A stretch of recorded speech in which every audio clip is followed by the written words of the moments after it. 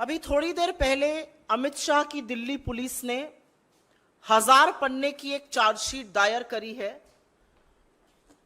यौन शोषण के गंभीर आरोपों में घिरे हुए ब्रजभूषण शरण सिंह के खिलाफ। भाजपा के बाहुबली नेता, रेसलिंग फेडरेशन के चीफ, भारतीय जनता पार्टी के सांसद अमित शाह की आंखों के तारे।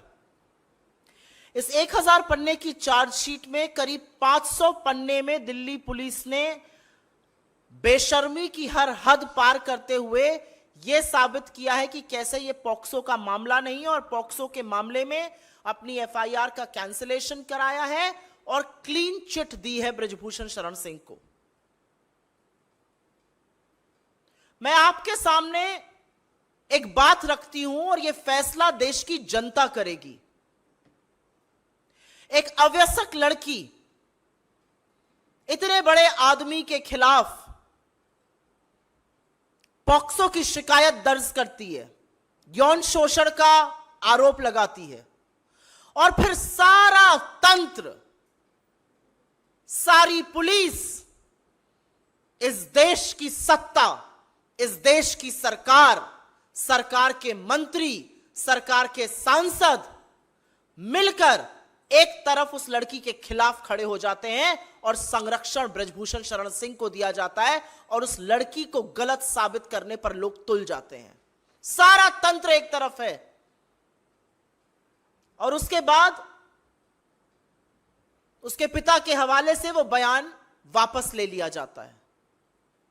यह देश की जनता तय करे कि क्या प्रभाव के तहत यह किया गया, क्या सत्ता का दुरुपयोग किया गया, क्या सारा तंत्र एक आदमी को बचा रहा था। क्योंकि अब एक बात साफ है, भारतीय जनता पार्टी का जो नारा है बेटी बचाओ बेटी पढ़ाओ, वो है बेटी डराओ और ब्रजभूषण बचाओ।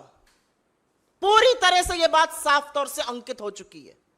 मैं आपसे पूछना चाहती हूं, पॉक्सो का जब गंभीर आरोप किसी के खिलाफ लगता है तो तुरंत कार्रवाई की मांग होती है और वो कार्रवाई होती है तुरंत हिरासत में लिया जाए। 45 दिन तक ब्रजभूषण शरण सिंह से पूछताछ तक नहीं करती Delhi police. Delhi police FIR तब दर्ज करती है जब सुप्रीम कोर्ट हस्तक्षेप करता है।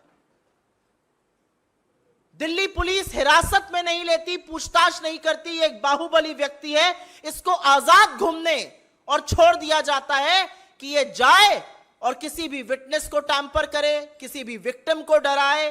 कोई पूछताछ नहीं है। ये मीडिया में इंटरव्यू देके मेडल को 15-15 रुपए का बताते हैं। ये मीडिया में इंटरव्यू देके गुड टच और बैड टच की बातें करते हैं। ये अपनी शक्ति का प्रदर्शन रैलियों में करते हैं, लेकिन दिल्ली पुलिस 45 दिन तक आरोपी से, और इतने गंभीर आरोपी से, पूछताछ नहीं करती। आपसे मैं पूछती हूं, एक अवयस्क लड़की एक तरफ और पूरा तंत्र एक तरफ, क्या वो लड़ सकती है? क्या वो अपनी व्यथा को बता सकती है? मैं आपसे पूछना चाहती हूं, आपके घर में भी बेटियां हैं, आपके घर में भी बहनें हैं, पूरा तंत्र जुटा हुआ था। आज चार्जशीट फाइल होती है, लेकिन खेलकूद के मंत्री ने तो पहले ही भविष्यवाणी कर दी थी कि 15 तारीख तक चार्जशीट फाइल हो जाएगी। क्यों? उनको कैसे पता था? यह चार्जशीट दिल्ली पुलिस ने लिखी है या इस चार्जशीट को लिखने का काम भाजपा के कार्यालय में किया गया है? और कौन है दूसरी तरफ? इस देश की वो बेटियां जिन्होंने आपका मान बढ़ाया, जिनके साथ फोटो खिंचाते वक्त थकते नहीं थे मोदी जी, जिनको अपने घर की महिला लड़कियां बताते थे। 50 दिन से ऊपर हो गया, एक शब्द इस देश के प्रधानमंत्री से नहीं फूटा। यह अलग बात है कि उन बेटियों का अपमान, उन बेटियों के चरित्र पर सवाल उठाने का काम भाजपा के लोगों ने, इनके इकोसिस्टम ने किया और मोदी जी चुप रहे और मोदी जी संरक्षण देते रहे। लेकिन यह पहली बार नहीं हुआ है और यह अंतिम बार भी नहीं होगा। भारतीय जनता पार्टी हर बार संरक्षण आरोपी को, बलात्कारी को, जो यौन शोषण करता है, उसी को देती है। याद है ना कुलदीप सिंह सेंगर, याद है चिन्मयानंद, याद है लखीमपुर का चीरहरण, याद है आपको अंकिता उत्तराखंड की, याद है आपको हाथरस की गुड़िया। हर बार संरक्षण आरोपी को दिया जाता है, हर बार संरक्षण दरिंदे को दिया जाता है। हर बार बेटियों के खिलाफ खड़े होने का काम भारतीय जनता पार्टी, मोदी सरकार और खुद इस देश के प्रधानमंत्री नरेंद्र मोदी करते हैं। यह एक स्क्रिप्ट है, यह चिर परिचित अंदाज में हर बार संरक्षण आरोपी का होगा, बचाया आरोपी को जाएगा, झोंका भट्टी में देश की बेटियों को जाएगा। हम आशा करते हैं और हमें विश्वास है कि इस देश की न्यायपालिका, इस देश के कोर्ट इसका संज्ञान लेंगे। कैसे 164 का मजिस्ट्रेट के सामने हुआ बयान बदला गया, वो बदला उस दौर में गया जब आरोपी उन्मुक्त रूप से बाहर घूम रहा था। उसने क्या प्रभाव किसी पर डाला हमें नहीं पता है, लेकिन यह वही दिल्ली पुलिस है जिसने बिना वक्त गवाए, जिसने बिना वक्त जाया किए क्लीन चिट दे दी इस पूरे मामले में। तो फैसला अब इस देश को करना है, फैसला न्यायपालिका को करना है और हम आशा करते हैं, हमें विश्वास है कि कानून में, इस देश के न्यायालयों में अभी न्याय जिंदा है और इन बेटियों को और खासतौर से उस अवैसक बेटी को जरूर न्याय मिलेगा। लेकिन सरकार से हर तरह की उम्मीद इस देश की बेटियां छोड़ दें, क्योंकि अगर सरकार के किसी नुमाइंदे के खिलाफ आप खड़े हैं तो आपके खिलाफ पूरी सरकार, पूरा तंत्र, निरंकुश पुलिस, इस देश की एजेंसियां, इस देश के सांसद, इस देश के मंत्री और इस देश का प्रधानमंत्री खड़ा मिलेगा आपको। अगर आपके इस पर कुछ सवाल हो तो हम जरूर उसको लेना चाहेंगे। I will actually briefly make a statement in English on this.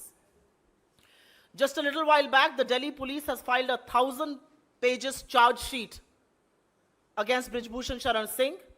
Over 500 pages of that charge sheet are dedicated to how a clean chit has been given to him, and the whole case under POCSO has been withdrawn.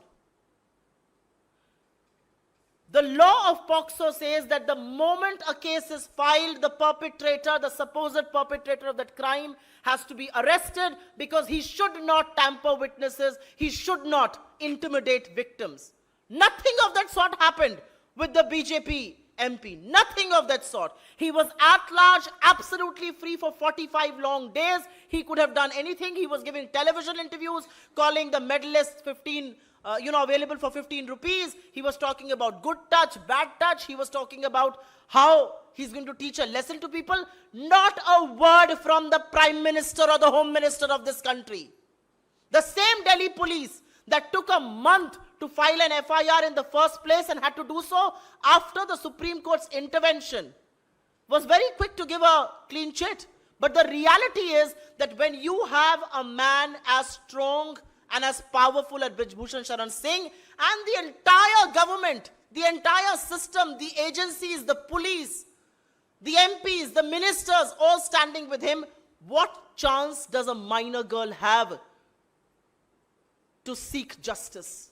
That's the question people of this country and all of you should answer today. I also think it's a pattern, it's a script.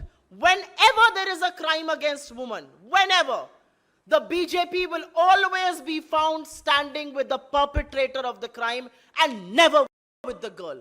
You begin with Kuldeep Singh Sengar, you Hathras, you go wherever. A woman means she's alone because the government, Modi, is solidly the perpetrator of crime, and this is no exception either. But we do hope that the courts in this country are going to take cognizance of this matter. The courts of this country will take cognizance of the matter that for 45 long days, the MP was not questioned once. The courts will take cognizance of the fact that the magistrate statement changed twice. Under what circumstances, the courts will look into this. The courts will take cognizance of the fact that India's most decorated athletes were brutally beaten up by the same Delhi police, intimidated, dragged on the streets of Delhi, and the government kept absolutely quiet. That's the reality of this case. The Delhi police, along with its Master-in-Chief Amit Shah, stand exposed. But today I hate to say that the man who stands exposed completely before this country is India's elected Prime Minister, Narendra Modi, for his complicity, for his silence, and for the patronage he offers to perpetrators of crime.